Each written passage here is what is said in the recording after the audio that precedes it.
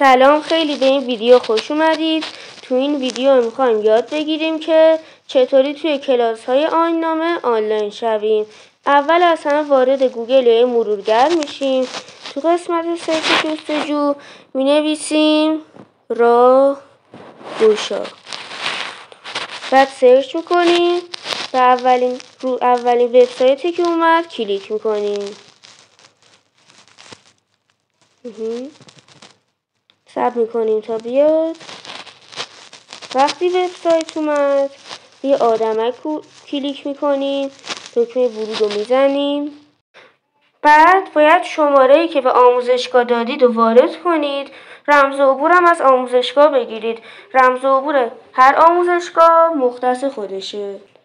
بعد کد امنیتی رو وارد میکنیم. بعد دکمه ورود به سامانه رو بعد دکمه اوکی رو میزنیم. الان روی آدمک بزنیم میبینیم که وارد سیستم شدیم.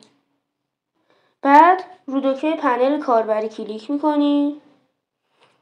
همونطور که میبینید ما وارد شدیم. الان روی 3 خط گوشه بالا میزنیم رو گزینه کلاس های من.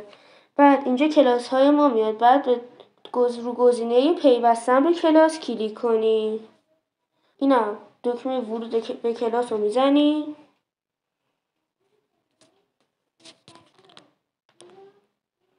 بعد دکمه پخش صدا رو میزنیم. همونطور که میبینید با موفقیت وارد کلاس خود شدید. بعد هر وقتی خواستید میتونید در اینجا دکمه ترک جلسه رو بزنید. تایید رو بزنید، از کنفرانس خارج میشید. ممنون که تا اینجا ویدیو همراهمون بودید. تا ویدیو بعدی، خدا نگهدار.